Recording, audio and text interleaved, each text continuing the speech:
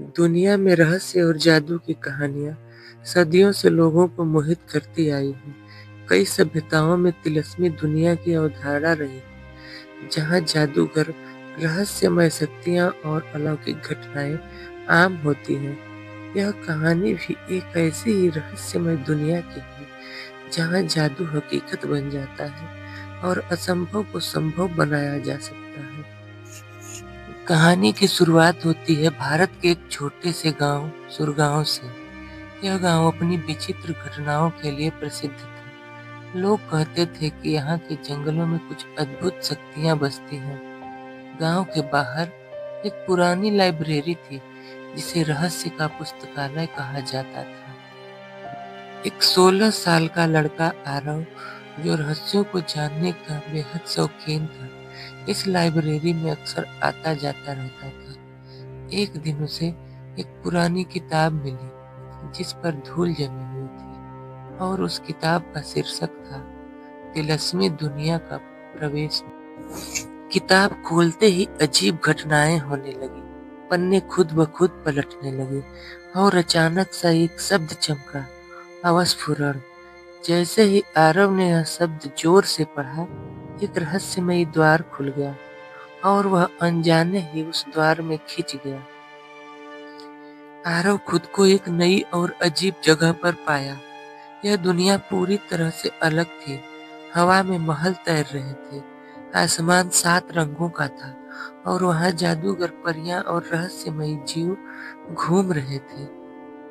आरव को एक बूढ़ा जादूगर मिला, जिसने खुद को ऋषि वरुण बताया। उन्होंने आरव को बताया कि वह तिलिस्मी दुनिया में आ चुका है, जहां हर चीज जादू से चलती है।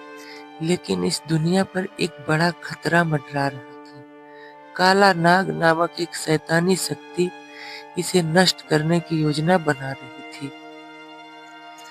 ऋषि वरुण ने बताया कि केवल प्राचीन जादू की पुस्तक में वह मंत्र लिखा है, जिससे काला नाग को रोका जा सकता है। लेकिन यह पुस्तक भूल भुलैया गुफा में छिपी थी, जहां पहुंचना आसान नहीं था।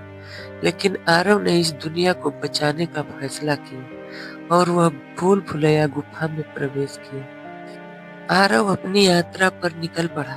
इस यात्रा में 3 चुनौतियों का सामना करना था। पहला, अग्नि द्वार पार करना। यह एक विशाल दरवाजा था, जो जलती हुई आग से घिरा था। आरव ने अपनी बुद्धिमानी से एक जादुई कांच का प्रयोग किया, जो आग को अवशोषित कर सकता था, और दरवाजा पार कर गया। आरव के सामने दूसरी चुनौती थी भ्रम वन से निकलना। यह एक ऐसा जंगल था, जहां हर रास्ता घूमकर वापस आ जाता था। आरव ने अपनी सूझबूझ से एक चमकता हुआ तारा देखा, जो हमेशा उत्तर दिशा में ही चमकता था, और उसके सहारे वह भूल भुलैया के इस रहस्यमयी जंगल को पार कर गया। अब आरव के सामने तीसरी चुनौती थी माया दैत्य से लड़ाई। गुफा के द्वार पर एक दैत्य पहरा दे रहा था। वह इंसानों की इच्छाओं को पढ़ सकता था और उन्हें धोखा देकर रास्ता भटका सकता था। लेकिन आरव ने अपने मन को शांत रखा और बिना किसी लालच में फंसे सही दरवाजा चुनकर गुफा में प्रवेश किया। गुफा के अंदर आरव को वह किताब मिल गई। जैसे ही वह उसने उसे खोला, एक रहस्यमयी रोशनी फैल गई और उस पे मंत्र प्रकट हुआ। आरव ने वह मंत्र पढ़ा, ओम काला नाग बिरसा नाय दिव्य शक्ति जागृत। जैसे ही मंत्र पढ़ा गया, पूरी तिलिस्मी दुनिया में रोशनी फैल गई और काला नाग की शक्ति खत्म होने लगी। काला नाग की बुरी आत्मा जलकर राख हो गई। तिलिस्मी दुनिया फिर से रोशनी से भर गई।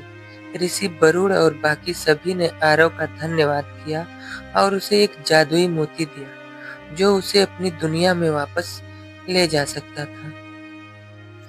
आरव ने मोती को छुआ और फिर से खुद को लाइब्रेरी में पाया। किताब अब एक सामान्य किताब बन चुकी थी। उसने मुस्कुराते हुए किताब को वापस रख दिया, क्योंकि उसे पता था कि वह एक ऐसी दुनिया का हिस्सा बन चुका है जिसे बहुत कम लोग जान पाते। यह कहानी सिर्फ एक कल्पना नहीं, बल्कि यह दर्शाती है कि अगर हमारे अंदर साहस, बुद्धिमानी और सच्चाई के लिए लड़ने की शक्ति हो तो हम किसी भी मुश्किल को पार कर सकते हैं। शायद तिलिस्मी दुनिया असली ना हो, लेकिन विश्वास और हिम्मत का जादू हर किसी के अंदर होता है।